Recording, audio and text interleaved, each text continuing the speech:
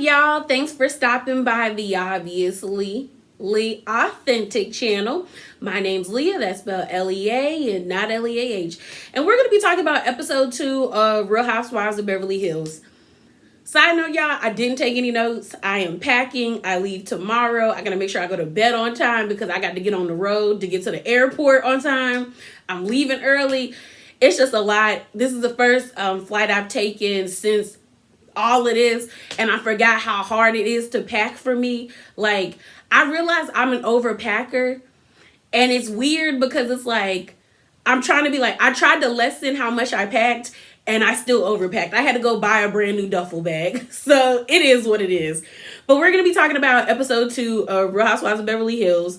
If I miss anything, I apologize in advance.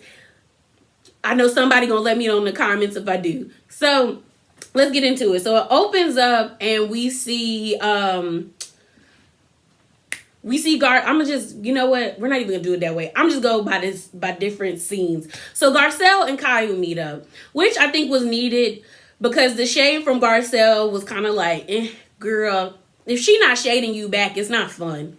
So they met up, and I think it was an important conversation to have because Garcelle touched upon what it felt like when Kyle made that comment at the reunion about her not paying.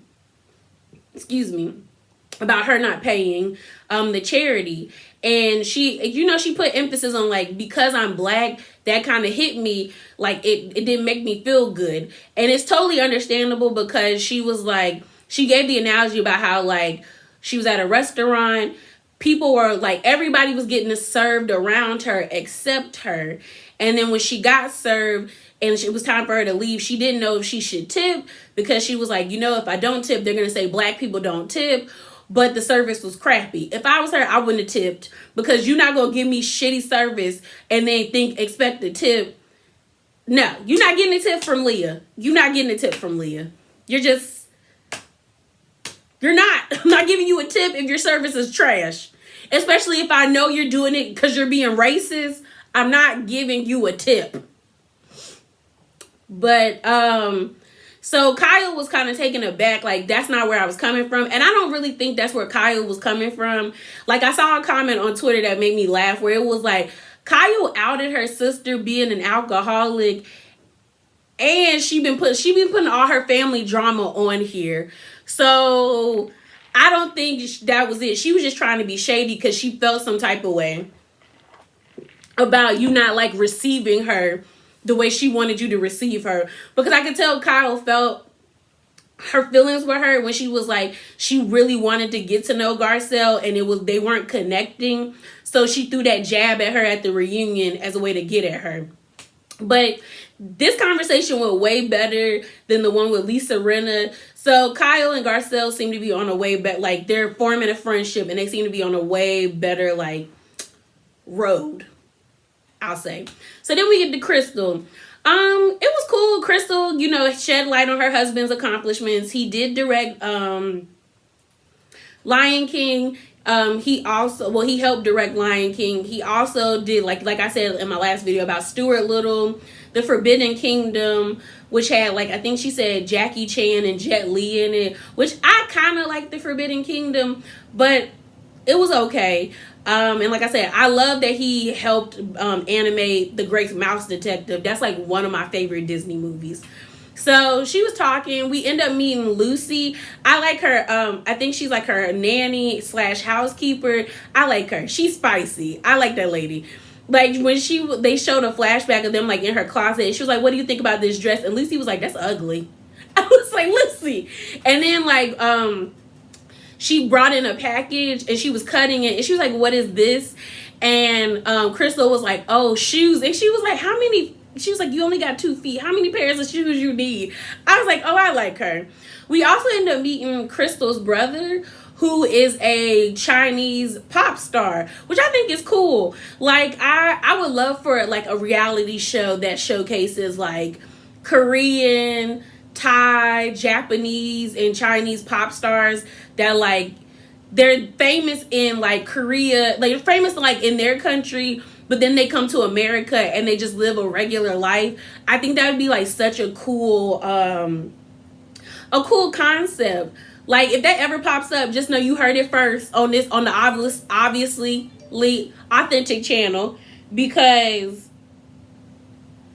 I just like, I like it though. Like, I think that's cool that like her brother is a Chinese pop star, and they showed his little music videos, and his music videos were actually nice, and I was like, shoot, I think like I hope he comes back up, I might rewatch the episode, because I kind of want to watch his videos because they look kind of cool.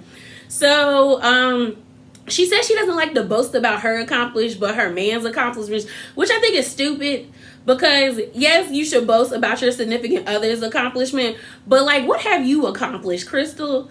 Like, his accomplishments aren't your accomplishments. Like, yes, they add to your like your social status, but what have you personally done for yourself? I think that matters way more than what he do. But I think it's cool, like, when she was like, because of his accomplishments, they've been able to live like all across the like globe. She said they lived in China for 9 months. They lived like all the pictures were cool, and her kids are cute. They were going to see her mom. I thought it was funny when the little boy was like, I'm not going to ask for it. She was like, be reasonable about your birthday presents. And he was like, oh, I won't ask for anything over $2,000. And I was like, oh, y'all rich. Y'all are rich. And I was like, what are you going to get this little boy that's $2,000? Like, what is $2,000? Like, what can he do for $2,000? I'm thinking like toys cost a lot. But I don't think like the toys that he plays with will cost $2,000. I'm trying to think of like what I've seen like at Walmart. But maybe there's like a rich toy store. I don't know. I'm thinking like a hover round or something. No, I think a hover round is the old person's scooter. What's the hoverboard? But I think a hoverboard is like $150. So like, what is he talking about? He must be talking about multiple presents. That's probably what he's talking about. Because I don't know.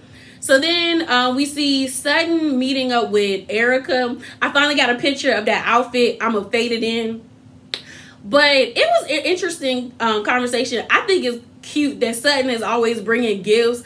I would always invite her because she looks like she gives good gifts. But they're in Erica's closet, like I think it was like her apartment. Maybe her, I think it's that playhouse that they showed last season, like her playhouse. But she got all these clothes. She has like 3, like a stylist, her assistant, and that other dude who's like her, I think he's like her, like, was a creative director of like her music videos and stuff like that. But her and Erica sit down and they're talking, and Sutton talks about how like letting go of her house, she was like, she feels like she like went full circle because that was her husband's house. But now that they're selling it, and she was like, she was looking for a home, but she couldn't find what she was really looking for. So that's why she chose to build a home. But she says she feels like she got a hot mess inside of her. And I was like, okay, Sutton, okay. But it was interesting. Like, it's kind of nice to see them be friends, because it didn't seem like they was cool last season, but maybe they've connected. But Erica said something where she was like, yeah, Sutton's kooky. And I was like, yeah, Sutton is kooky. Side note, Erica's makeup is horrible in them confessionals. But I saw people on Twitter who was like, maybe she doing it on purpose. I said, maybe she is. But she needs to stop showcasing like her opulence. Like all these clothes and stuff. I'm like, girl, the courts is watching. They taking a note. So then let's get to they're going to Lake Tahoe. And like it was funny because Garcelle showed up to the airport because they're taking a private jet, because they always do. And like it was her and Lisa. It was Lisa, Renna, and Garcelle. And Garcelle was like, oh, I'm first. I was like, that's why I always come. Like, you come like maybe 10 or 15 minutes late. Or you ride with somebody. If you try to make sure you don't be the first person there by yourself with somebody you don't like that. So they get on the plane. They're all having a good time on the plane. Garcelle is scared. They make it safely there. And then they get to the house. That is a mansion, y'all.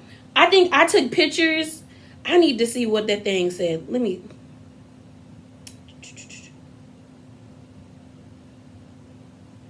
The home or the chateau they was in had 17 bedrooms and 18 baths. It had an indoor pool, like a theater room, a really nice theater room. It also had like a bar. It had a game room, and then on top of that, it sits on 15 acres. That, I was like, oh, I would go there. I don't even like camping, but if we gonna be in the woods like that, I am down. It was a beautiful home. So then, you know, Kyle wants to cook. I felt bad for the chef because she was probably gonna cook them something else, but Kyle was like ordering her around, and I was like, I'd have been annoyed. But they all were choosing their rooms. They didn't even need to fight over rooms because there's 17 bedrooms. Like, what do you need to fight for? And we see Kathy. Kyle goes in the Kathy room. Kathy is kooky, but I actually like her. I actually like Kathy's weird, but like weird in a good way. Like she's just different.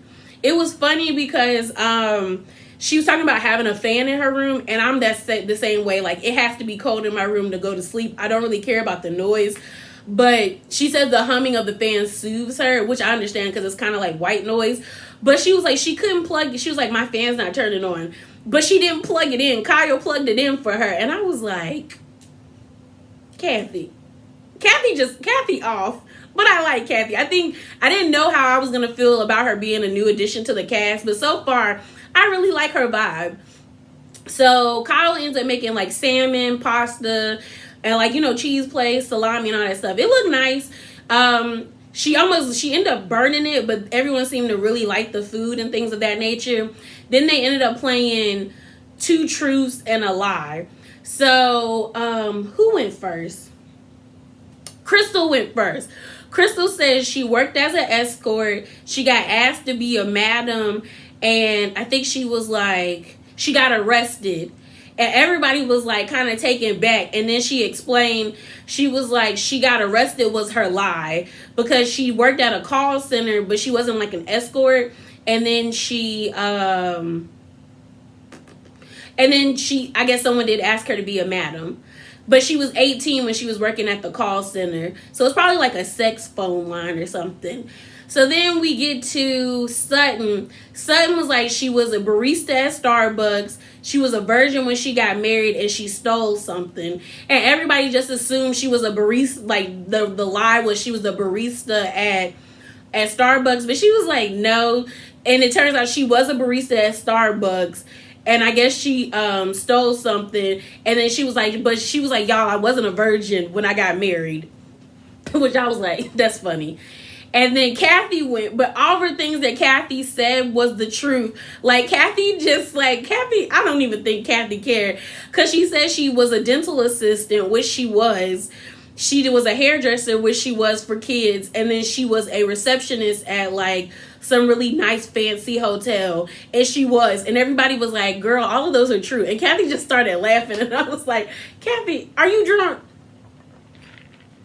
Are you drunk, Miss Kathy? I like Kathy. So then the ladies like break off, and Garcelle goes to Lisa Rinna. And I actually like how upfront Garcelle is, because Garcelle legit was like, I talked to Sutton, and Garcelle was like, I think, basically saying Lisa Rinna thinks we're okay. And Lisa was like, well, I thought we were.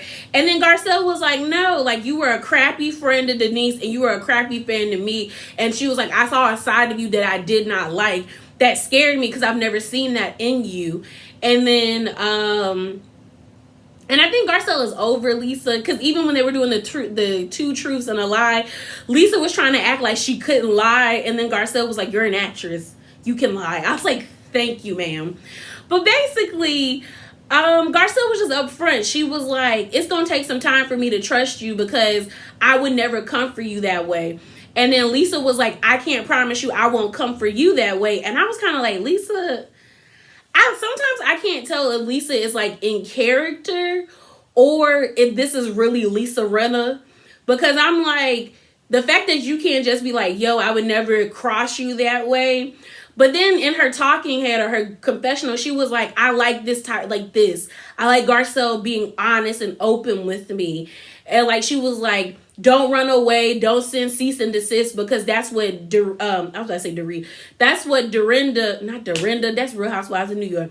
That's what Denise did to the cast. Like, she sent cease and desist letters, and she also was avoiding them.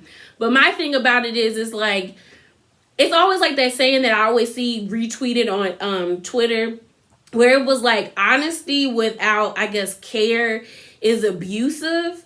And I think that's what Lisa Rinna is. It's like, you can be honest to people, but if you don't do it with a sense of like caringness or like of kindness, then you're just being a nasty person. And I don't know if Lisa is like in like reality star mode because she is an actress, or if this is really Lisa Rinna.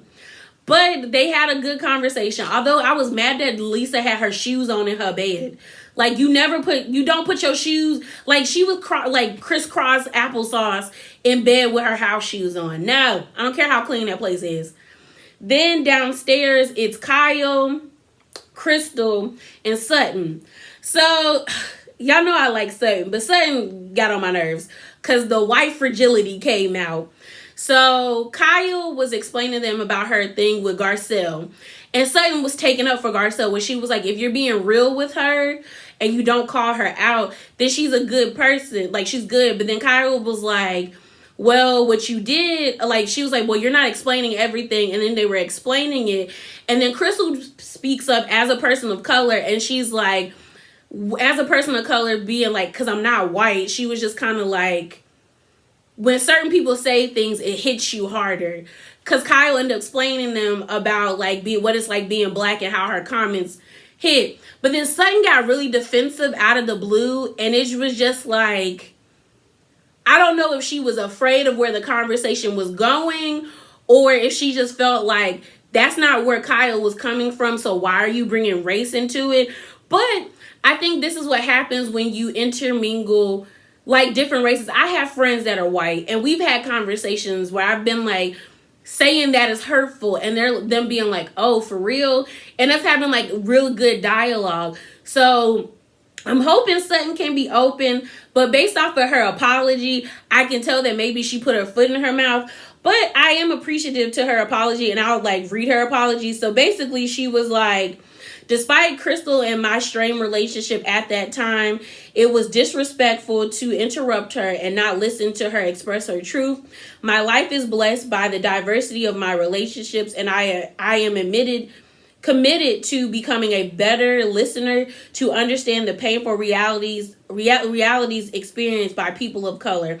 I'm sorry, and I will do better and be better. And I think that's all she can do. Like, apologize because it's needed, but your actions speak louder than words. So I'm hoping that Sutton did learn from this this little interaction, because I do want to like her, because I want to see Sutton versus Erica, because I'm low-key on Sutton's side, because Erica, oh, that's the other thing, Erica. So Erica kind of snitched. I don't know if Erica's telling the truth, but Erica basically said that like she was an informant for the FBI. And I was like, and then she was like, then she said she was adopted. And then she said something else. And I was like, Erica, did you snitch on your husband? Like, are you telling us that you snitched on Mr. Girardi and wore a wire, ma'am? I mean, I don't blame you, because I ain't going to jail for no man. Never will. Never will. But yeah, y'all. I think next episode is going to be interesting. It's going to see the continuation of Crystal versus Sutton. And yeah. So remember to be bravely authentic. And I'm out. Deuces.